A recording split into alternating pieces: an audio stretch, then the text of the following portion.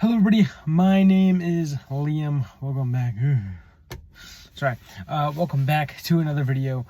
So I got some cool news today. I am about to see Spider-Man Brand New Day in about 40 minutes from now. I'm going to the 9:30 showing. It's about 8:50 p.m. Yeah, I'm very excited for this movie. I love Spider-Man. I remember watching No Way Home. And it was a pretty big theater, even though it was 2021 and still during the pandemic, which goes to show that movie theaters are not, in fact, dead. They may have gone down a little bit since COVID, but it's definitely coming back. But yeah. Yeah, so pretty much this video, I am going to be pretty much giving my predictions for this movie and theories of what I think is going to happen. Not necessarily like happen, but who's gonna like show up and stuff. So we know that from the trailer, we know that Spider-Man is, like getting an evolution in his powers and is becoming more spider-like and more, superhuman, which I think is very, very cool. I think people will still not know who Peter Parker is due to the spell in No Way Home. I do, however, think that Hulk will remember Spider-Man, not Banner, but Hulk. Even though I don't think Hulk and Spider-Man had an interaction in the MCU.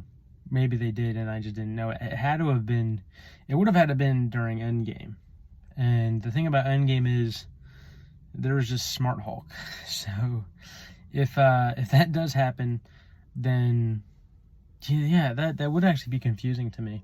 I don't know. We'll have to see, but I do think because Hulk is in this movie, I do think that Hulk will remember Spider-Man. And I think Hulk will play a major role in the movie too, maybe a Spider-Man Hulk team up. I know Punisher's in the movie. One of my big problems though is with this movie is that there's just so many characters. Like, I mean, you have I think they're named Tarantula. Like these spider ninja group guys, and I know Tombstone is in the movie, even though I don't think he was shown in the trailers, but he is on this Lego set that I actually saw not too long ago in Target here. But yeah, he's in it, and I know Scorpion's in it. He's in the trailer. I feel like Scorpion should be the main villain of this. Maybe it's Tombstone. I don't know. I feel like it should be Scorpion just because of how built up he's gotten. I mean, he was in way back in the first one, Homecoming, who talked to Vulture. Speaking of which, I hope Vulture returns. Not as Vulture, but just as the guy. I forgot the guy's name. But yeah, and I love Michael Keaton. He's great. But yeah, I think that's about it. Yeah, my biggest concern is going into this movie is the amount of characters that are going to be introduced. So I wonder how they're going to do with that. The movie is also 145 minutes, which is just a little bit over 2 hours. I'd say 2 hours 25 minutes. So yeah, like jamming all those characters in that movie, it'll definitely be a challenge. And I hope the interesting characters that show up aren't like just shown for 10 minutes and then never talked about throughout the film. But yeah, so yeah, I'm looking forward to it. I will make my review after I get out of the showing. And I might combine these videos. If not, I'll make it separate. But yeah, anyways, hope you guys enjoyed, and I'll see you after the movie. Peace. Okay, what is up, guys? I just got out of Spider-Man Brand New Day. It is now 12 in the morning, so I do need to get home soon. I'm still in this parking lot. The movie was great. It was fantastic. I really liked it. And it's up there with the other 3 Spider-Man movies. I don't know if it's the best, but I think it's definitely up there. I don't know if it's better than No Way Home. It's hard. It's really hard. But it was really good. There was the concern that I had with the amount of characters being introduced, and they actually handled it pretty well.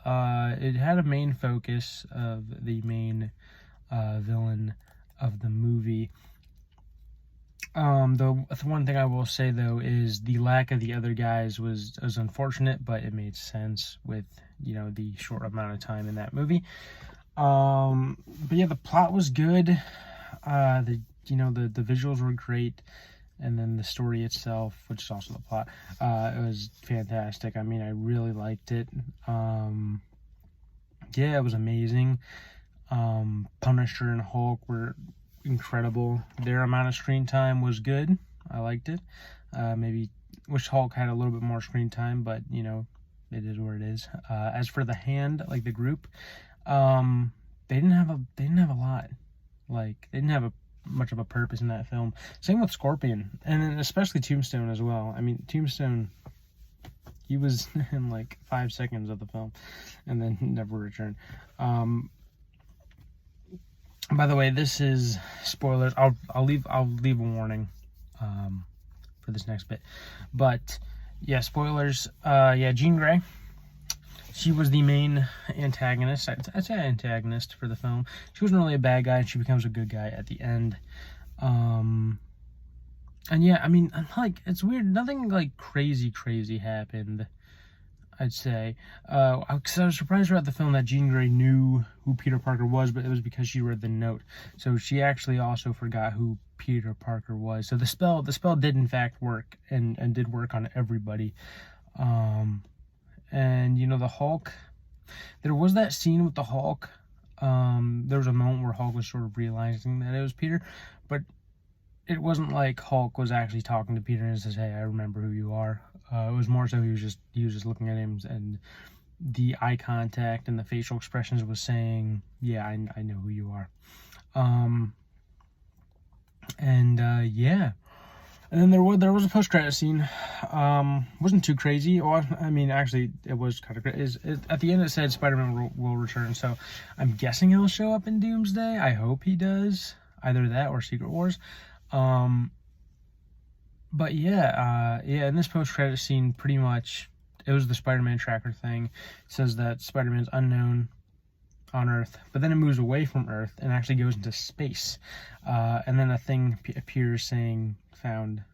So either the next time we see Tom Holland Spider-Man, he's in space again, or this is an entirely different Spider-Man. Maybe it's the Venom symbiote that got, if you remember from No Way Home, I think in their post-credit scene when Eddie Brock and Venom were transported back to their universe, a little tiny piece of Venom was left at that bar. I believe that's how the scene goes.